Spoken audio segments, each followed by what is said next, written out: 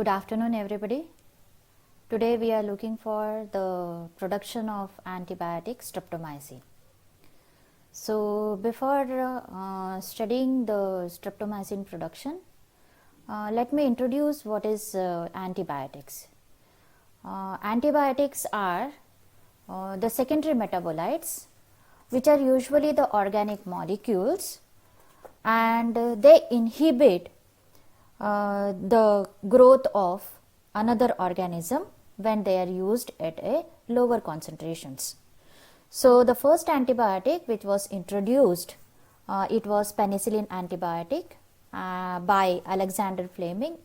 He discovered it in 1928, for which he secured Nobel Prize in 1929. So this antibiotic penicillin was produced from Penicillium notatum species, and usually this was the first type of antibiotic being produced. Later on, streptomycin was produced, and usually this streptomycin antibiotic is it was first discovered by Waxman in 1948. And it comes under the category of aminoglycoside. So this N-glycosides or N-aminoglycosides, it includes the streptomycin.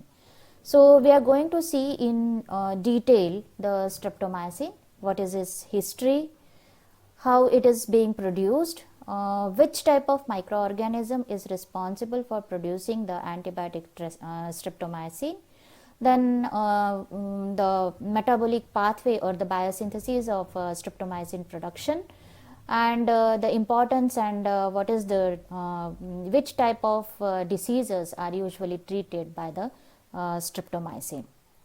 So we are going to see in detail.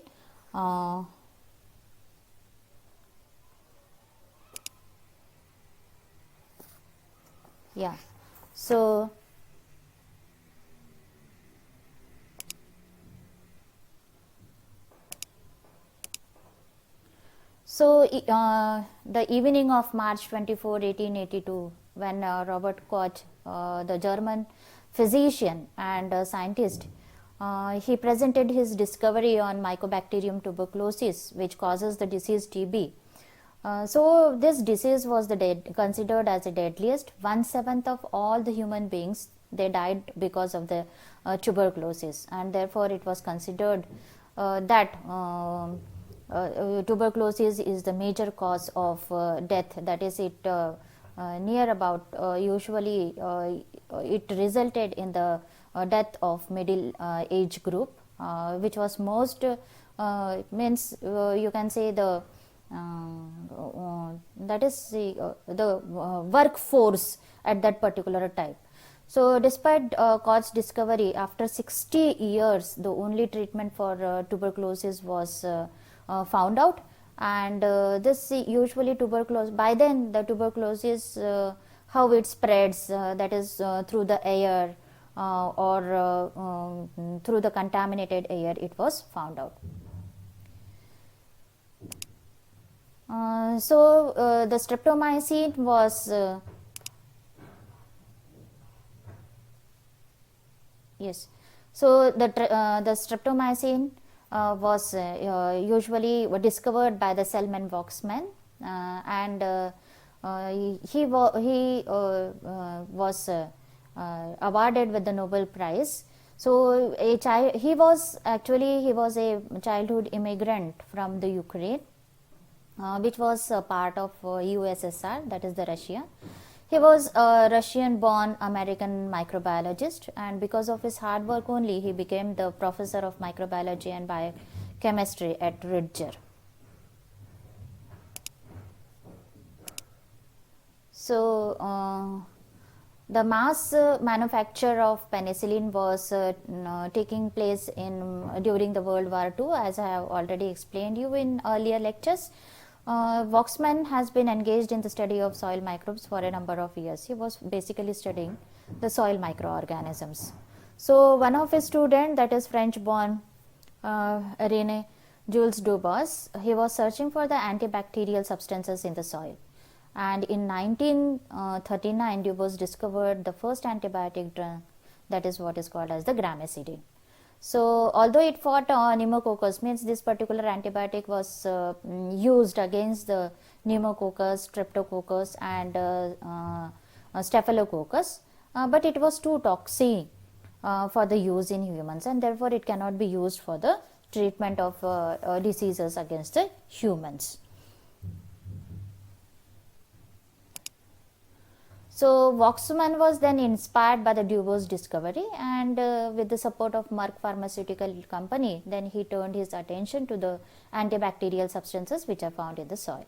So in 1941, he dubbed these substances as the antibiotic, and in 1943 Waxman, he had his lab group or his team who were concentrating on the actinomycetes, when William Feldman and Corwin Hinshaw, they were visiting from Mayo Clinic and also presented the clinical trial opportunities. So they were working on the guinea pigs on clinical trial basis for the anti-tubercle bacilli. So Waxman assigned preparations for the task for his graduate students, and chiefly the graduate student was Albert Schwartz. So Schwartz soon isolated streptomycin, which is an aminoglycoside, and this aminoglycoside is an antibiotic which is having a mode of action or mechanism of action that it inhibits the protein synthesis, and it was usually found against the gram-negative bacteria.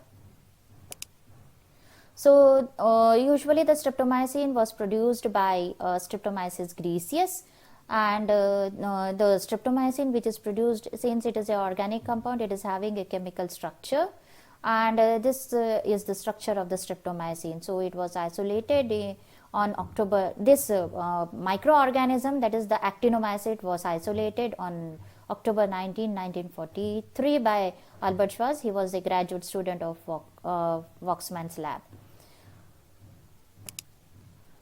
Now, what is antibiotic? Antibiotic is an antibacterial or a antimicrobial drug, and is usually used for the treatment and prevention of different bacterial diseases.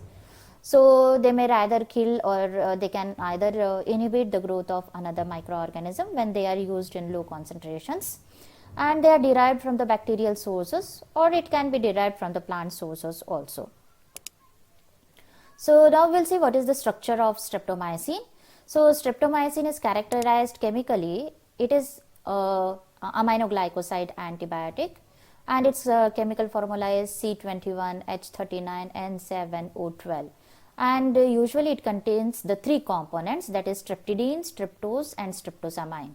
So usually these three components, they are linked glycosidically by the ether bonds. So this is streptidine. It is containing a inositol with the two guanido groups. So this is the structure of the streptidine. Okay, so streptidine, it is having a two guanido structure. This is the guanido structure, and the streptose is methyl pentose, which is a methyl pentose, and the streptamine, it is a streptosamine, or you can call it as N-methyl L-glycosamine. Better way, you call it as N-methyl L-glycosamine.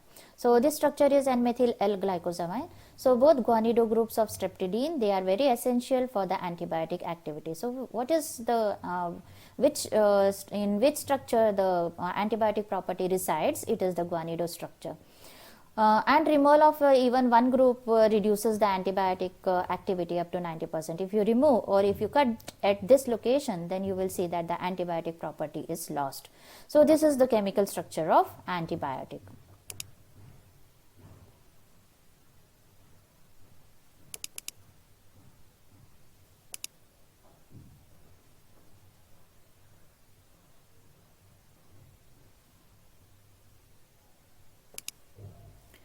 Now we will see the properties of streptomycin. So streptomycin is usually soluble in water, it is colorless, it is odorless, and but it is insoluble in acetone and chloroform and ether. Streptomycin is relatively stable, and according to Regna, Vasile and Solomon, there was no loss of potency in the commercial samples which were stored at a room temperature for 12 months containing less than 1% of moisture. So if they are kept under storage for longer for 1 year or for 12 months, then also they didn't lose their antibacterial property. Strong alkaline solutions are destructive to streptomycin, because if you are using a alkaline solutions, then naturally you will destroy the chemical structure.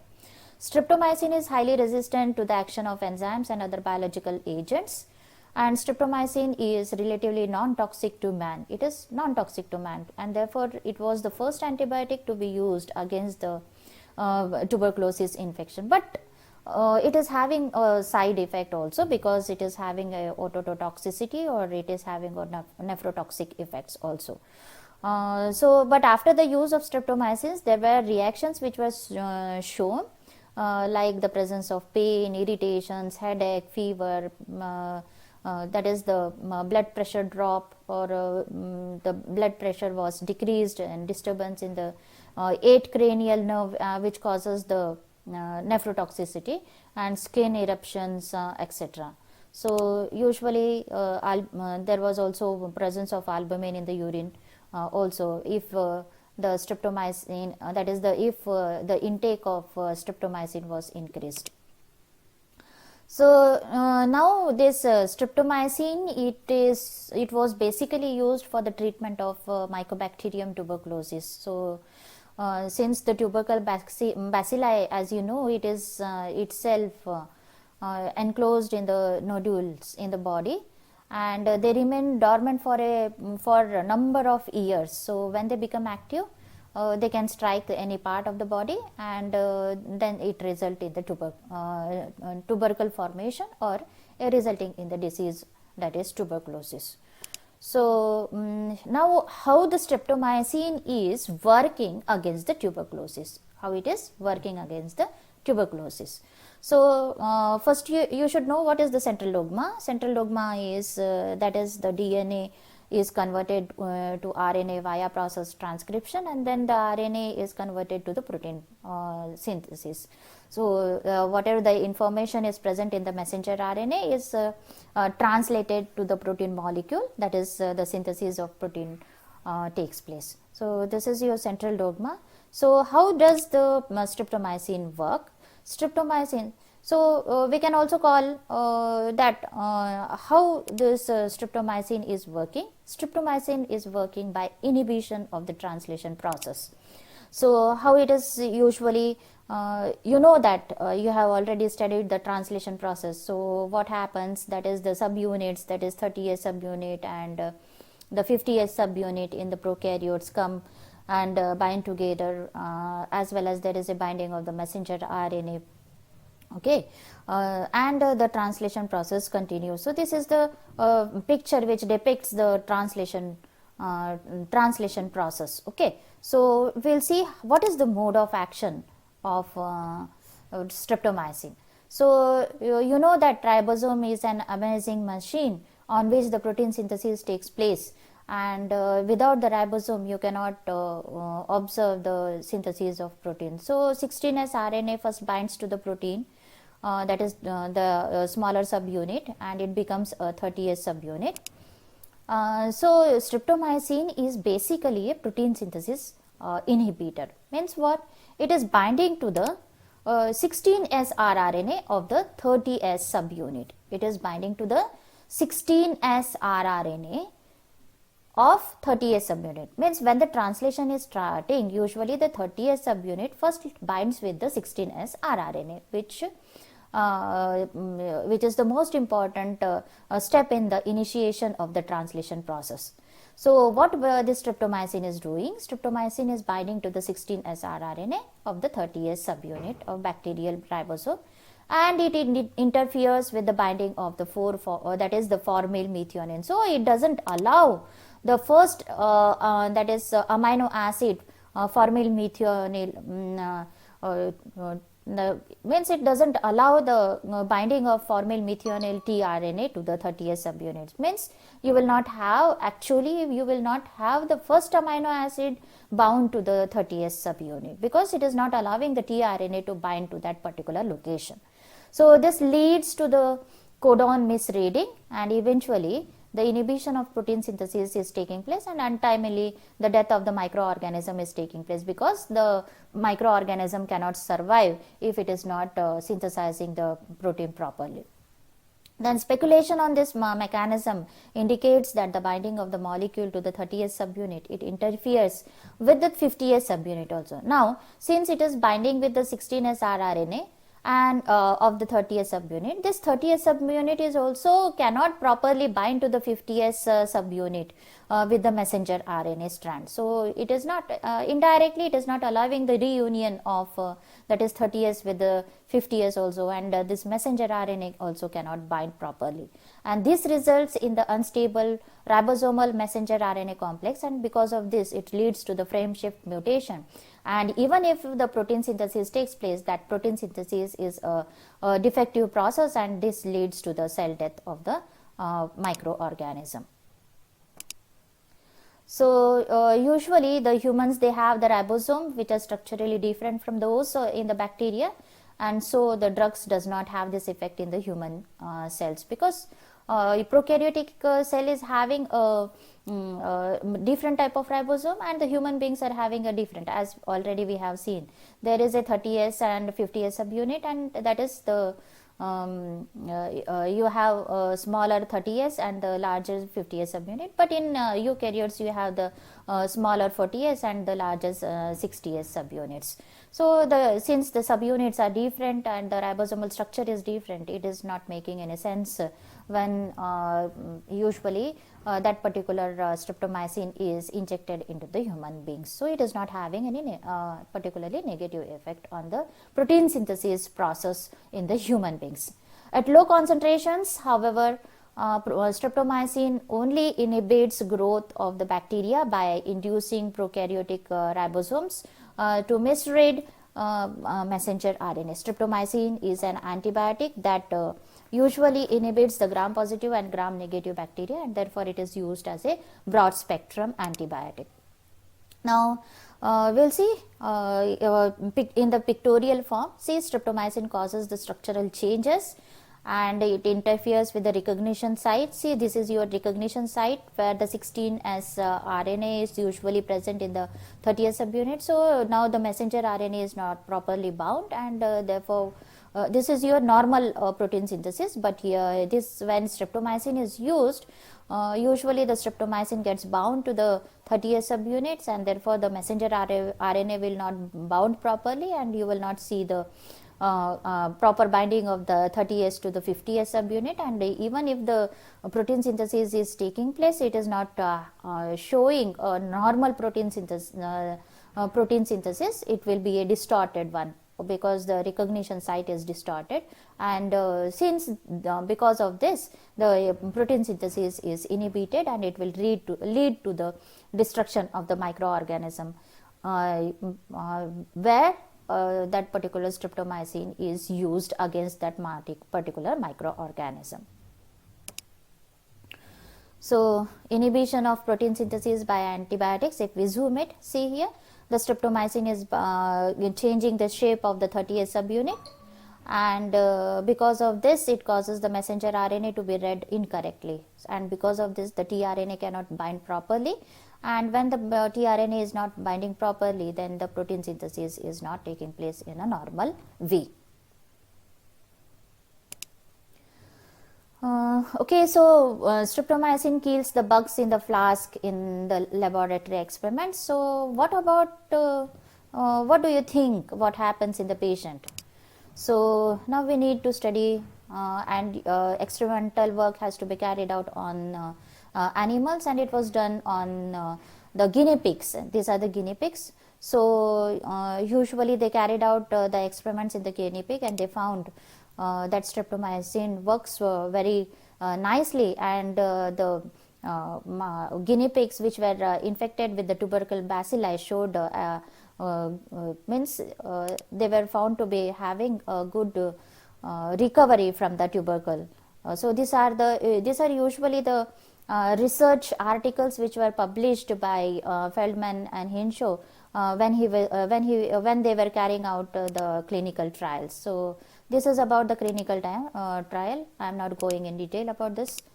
Okay. So then later on, when the streptomycin, when Selman Waxman, he showed that streptomycin is a very potent antibiotic used for killing or inhibiting the tubercle bacilli, or for treating the Mycobacterium tuberculosis or tuberculosis disease.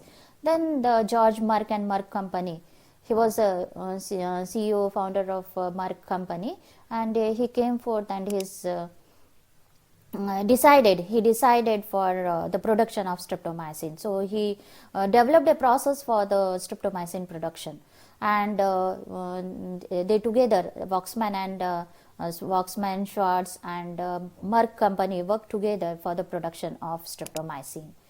So now we will see the organism being used for the production of streptomycin. So the organism is Streptomyces griseus. It is an actinomyces which produces the aerial mycelium, and this is the aerial mycelium. Okay, and it produces the spores. So these are the spores usually. If you observe in okay, so if you observe it, these are the spores. The antibiotic streptomycin producing qualities of Streptomyces griseus, they were usually improved, because initially these actinomycetes were showing lower yield. So they have to be improved, as we have already studied what are the different methods of strain improvement, like induced mutations by means of chemicals or mutagenic agent, or by means of UV light. Similarly, the strain was improved here by strain selection and irradiation with the UV light, according to the Stanley. So Stanley worked on the strain improvement, and usually this was carried out to increase the yield of the streptomycin production. Now, what are the materials and the methods, or how the production of streptomycin was carried out? So usually many different types of instruments which are routinely used: laminar airflow, autoclave, hot air oven, shaker, incubator, cooling centrifuge. Okay, sample was collected from the Chamundi Hill at Mysore city, and then it was isolated as Streptomyces griseus. So the strain of Streptomyces griseus was isolated from soil sample by using soil dilution techniques, and then it was plated on the starch case in agar medium, and it was then usually identified. So this was made as a routine step for the identification of the microorganism, that is the gram staining, starch hydrolysis, casein. These are basically the characteristics to be studied for categorization or for classification of the microorganism under the classification system. So media composition was containing the glucose, 10 grams, then soybean meal, and the peptone, meat extract, sodium chloride. So this is usually carried out at laboratory scale in 1000 ml of media. But usually the soybean meal is satisfying all the nitrogen content, and glucose is acting as a carbohydrate source or the sugar source. So okay, so Bennett's media was used, or you have many different types of media also which was used for the production of streptomycin. So this streptomycin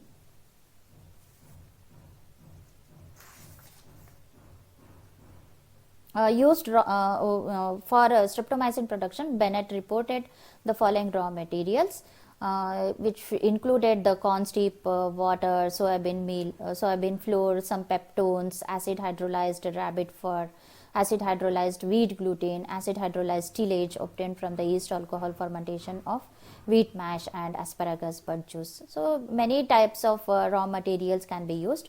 But the temperature at which the production of streptomycin is carried out is 25 to 28 degrees centigrade, and the pH is maintained at 7.6 to 8 pH. So the commercial production was carried out by using means a particular media, and it was developed by the Merck and Company. And in 1946, the full-fledged operation of this streptomycin production at commercial level was done.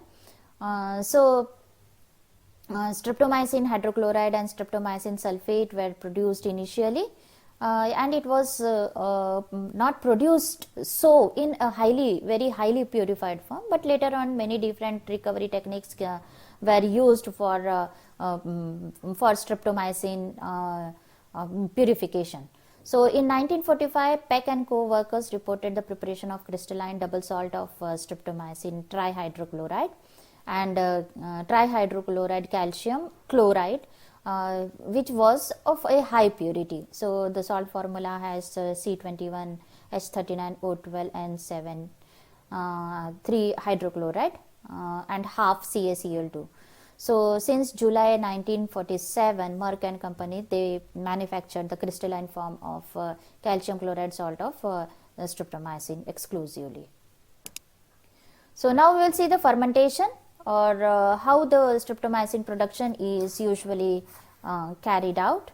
So the raw material are mixed with the water in a mixing tank at about 10 times the concentration. So 10 times dilution is made and is used and pumped to a storage tank. So the storage tank, from the storage tank, the concentration is pumped into each of the series of 4 fermenters of increasing sizes as required. So depending on, so it was a commercial production of streptomycin. So the medium, that is the fermentation medium, was prepared accordingly, and then they were stored in a storage tank, and then they were pumped into the fermenters, 4 fermenters. Then the fermentation medium were diluted with water to the desired concentration, and then it was sterilized at 121 degrees centigrade, cooled, and then inoculated with the starter culture of Streptomyces griseus. So if you see, observe, these are the fermenter. So these are the partial view of the fermenters, which were a part of the Merck and Company Inc. at Elkton in USA. Fermentation is usually carried out at 25 to 30 degrees centigrade with aeration and addition for the required length of time, because if you do not carry out the fermentation process at a particular optimized temperature, then the yield of the streptomycin is decreased, and also you will see that the growth of the, since the growth of the Streptomyces griseus is not, if it does not take properly, then the yield of streptomycin also decreases. Then aeration is also very important, because aeration is the aeration, that is the rate of aeration and agitation has to be controlled, because if you want to have the yield and to control the foaming or the foam formation, then usually you have to agitate the media properly, you have to provide the oxygen for the proper growth and yield of streptomycin, and also if the foams are produced in excess amount, then you can use the anti-foam agents also. Now usually fermentation of streptomycin production is carried out by 3 main steps. So first, in the first step, the growth of mycelium occurs, and the proteolytic activity of Streptomyces griseus, it releases the ammonia from the soybean meal, because soybean meal is usually providing the nitrogen source to the Streptomyces griseus, and the carbon from the soybean meal utilizes and they induce the growth of the actinomycete Streptomyces griseus, and also the glucose is utilized at the minimum rate. So yield of Streptomyces produced is very low at the first step. In the second phase, or in the second step, the streptomycin synthesized is done at the rapid rate in this stage, and due to the rapid utilization of ammonia and glucose, usually the this particular phase, second phase, it lasts for 24 to 20, from 24 hours to 6 to 7 days, and here the mycelial growth occurs in this phase, as well as the pH is maintained at 7.8 to 8 only. Okay. And in the third phase, usually the sugar depletes from the medium, and because of the depletion of the sugar, that is the glucose, usually the streptomycin production now ceases or it decreases, and then the cell becomes lysed, or the actinomycete cells becomes disrupted, and it releases the ammonia, resulting into the raised pH. Now the pH of the medium is increased. So before lysis, fermentative material is harvested. So we are not allowing the streptomyces cells to become totally broken down, or to lyse it, or to break up. Before that, we are usually taking out our fermentation material, and the fermentation which is carried out at 25 to 30 degrees centigrade is considered completely when the maximum yield of streptomycin A has been obtained. So now we have recovered the broth, and the fermented broth is now filtered to remove the mycelium.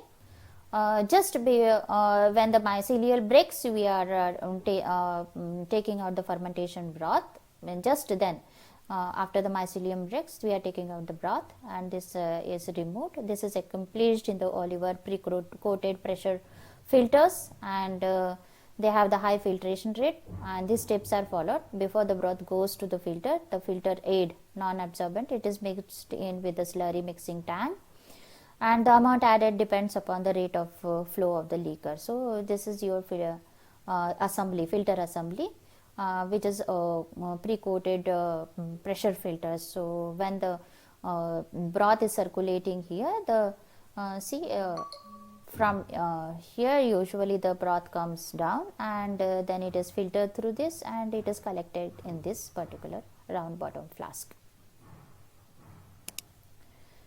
So the admixture flows through the filter, which has been pre-coated with the filtrate, and after this primary filter, the pH of the filtrate is adjusted, and then it is polished by the passage through the second filter, and the filter cakes are usually discarded because we don't have the streptomycin entrapped in those filter cakes. So you are usually discarding those cakes. Then how the purification is usually carried out? Then this filtrate or the filtered material, after removal of the mycelial cake, you are using a activated carbon, and this activated carbon is mixed with the clear broth in a series of 3 adsorption tanks. So you are using a consecutive 3 adsorption tank. The streptomycin and some impurities, they are extracted from the broth by the adsorption on the activated carbon. So the streptomycin gets adsorbed on the activated carbon, and then it is automatically fed to the pressure filter, where the spent broth is separated out. So whatever the remaining fluid is there, that is taken out, and then the activated carbon along with your streptomycin is washed on the filter with dilute alcohol for the purpose of removing the impurities, which are mostly soluble in alcohol. So you are removing the impurities, and then the streptomycin is eluted from the activated carbon with dilute alcoholic hydrochloric acid. Now whatever the streptomycin which was got adsorbed on the activated carbon, now it is eluted out, or it is removed out. Now the streptomycin is recovered from the activated carbon by the alcoholic hydrochloric acid by 2-step countercurrent process, or countercurrent stages are used, and then it is removed in the form of, this streptomycin is removed as a form of trihydrochloride, but some of the impurities, they still remain adsorbed on the activated carbon. So this trihydrochloride is separated from the activated carbon by the filtration method.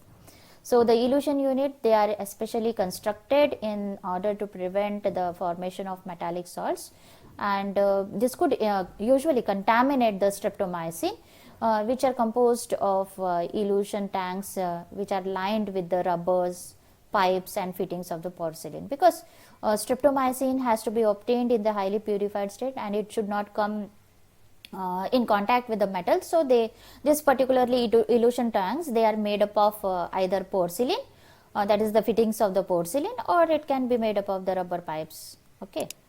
Then how the concentration of the streptomycin is done. So, concentration means you have to remove all the solvent whichever it is present. So, you have used it, that is the alcoholic hydrochloric acid. So, this has to be removed. So, the acid is usually elevated by neutralization step, and then it is concentrated with the single phase evaporators.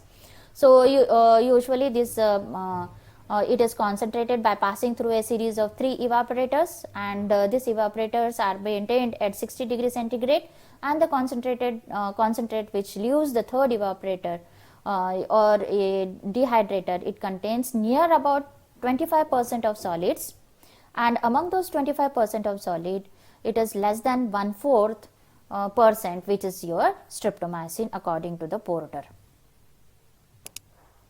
And then you collect the precipitate, that is the 1/4 portion which is your streptomycin, and then this streptomycin is further undergone for solvent precipitation.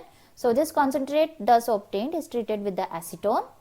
Acetone is the solvent, and in acetone usually the streptomycin gets precipitated out as a streptomycin hydrochloride. And this mixture is filtered through the plate and frame press, as already we have seen it. The filtrate going through the solvent recovery unit, and then this precipitated streptomycin is dissolved in alcohol, and then it is mixed with the adsorbing material to remove only the impurities which are present in the streptomycin, but not the streptomycin from the solution, and the mixture is then filtered. So, this is the formation of the complex. The alcoholic solution of calcium chloride is added to the anhydrous alcoholic solution. So, this is the machine, and this is the plate frame evaporators like this.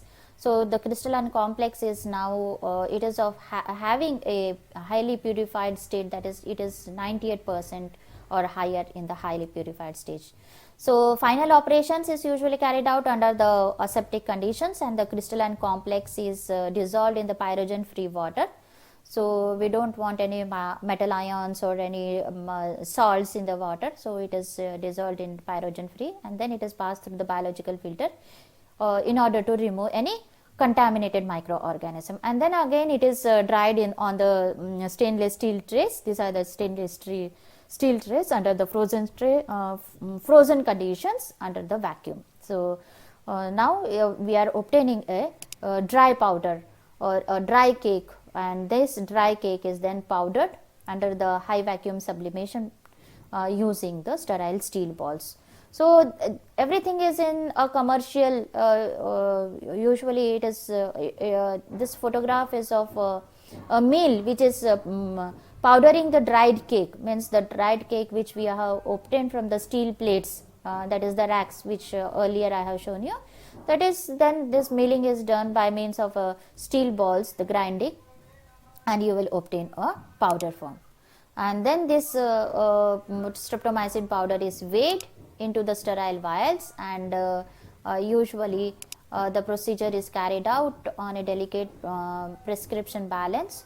So, everything is done in aseptic condition, entire room is air conditioned with filtered air and sterility is maintained. So, this is how the streptomycin powder is weighed in the sterile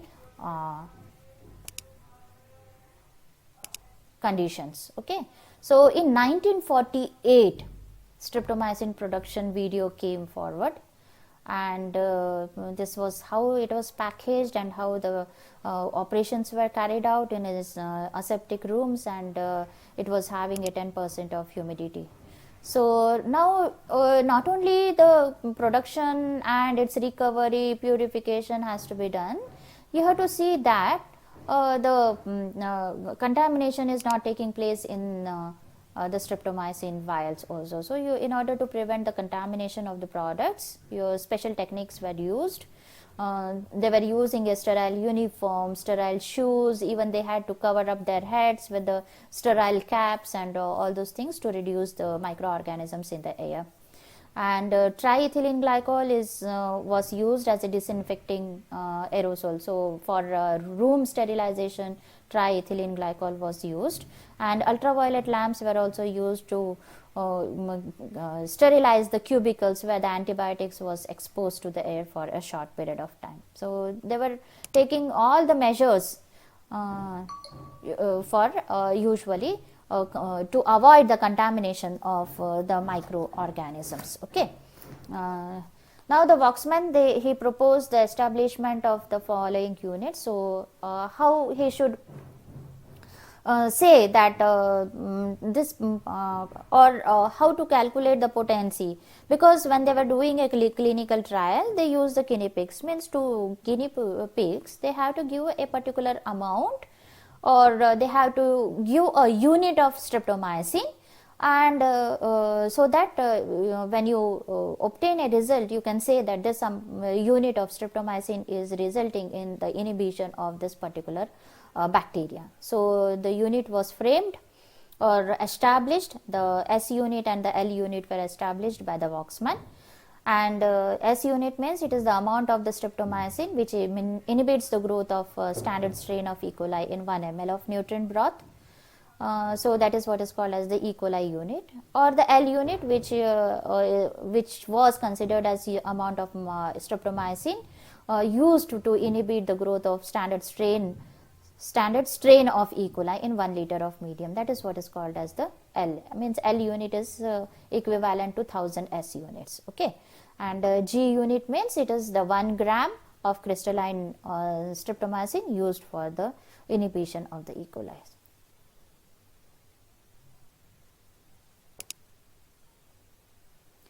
So there are many biological methods, there are many, so you don't have to go for the biological methods here, the biosis.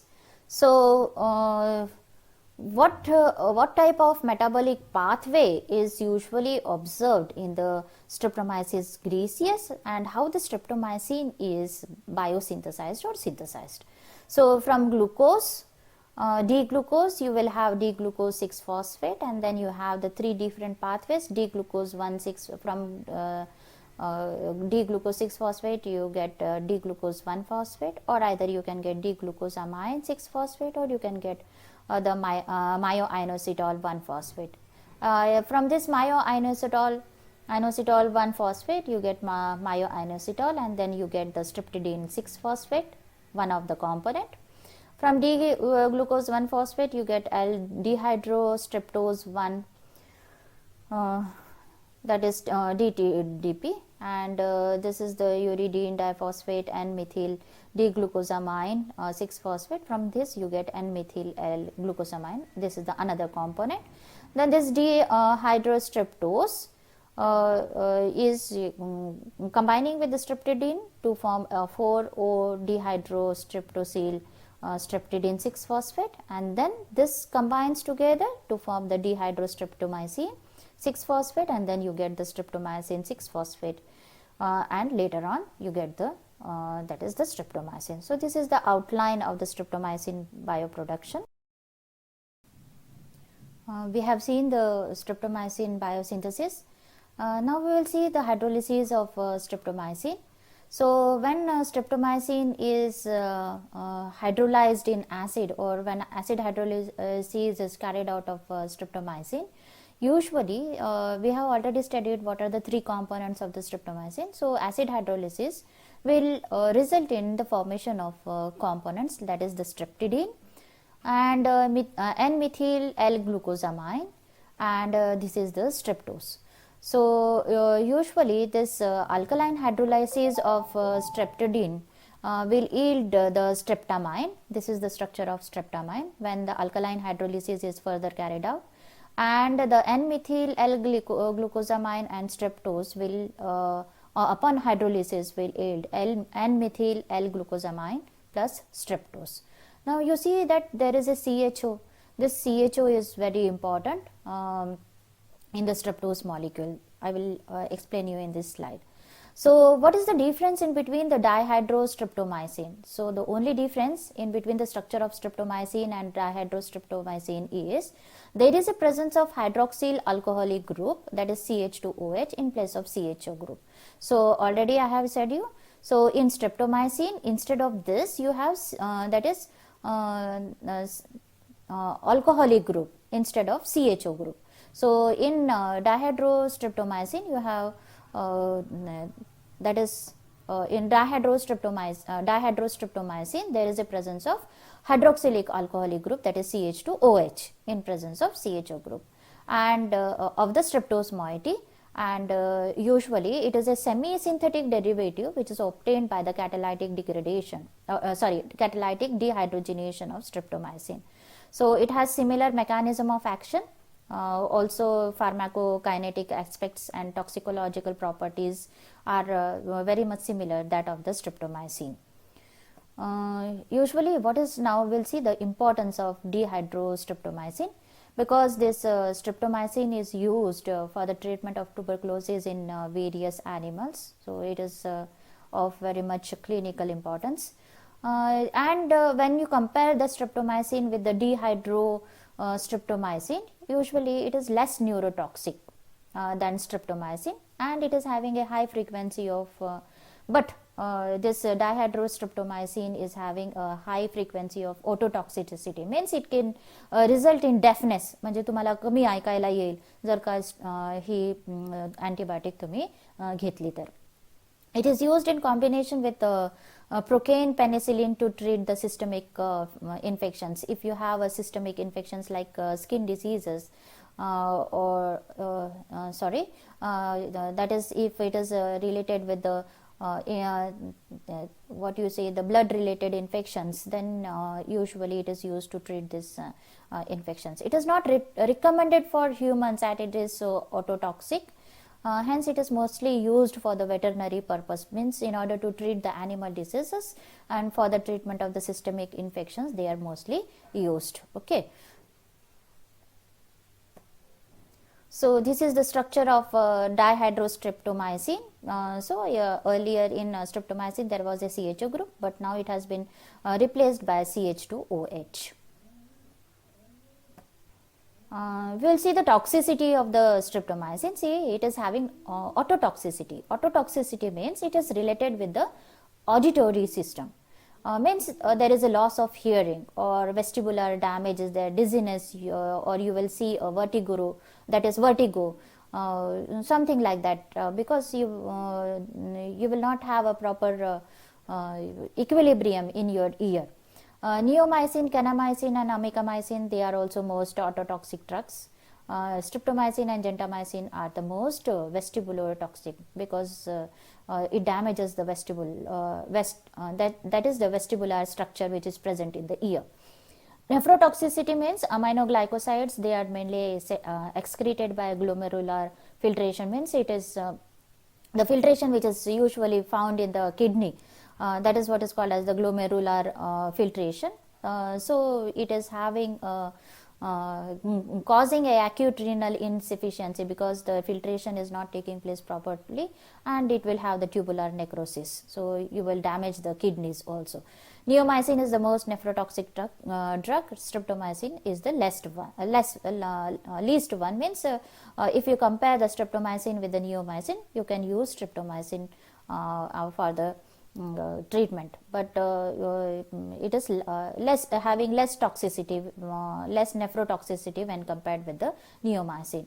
It is also having a neuromuscular blockades also, because it can result in the means breakdown of the nervous system also, if it is consumed without any clinical symptoms. Then it is showing the skin reactions also, like skin rashes, fever, then eosinophilia and anaphylactic shock also.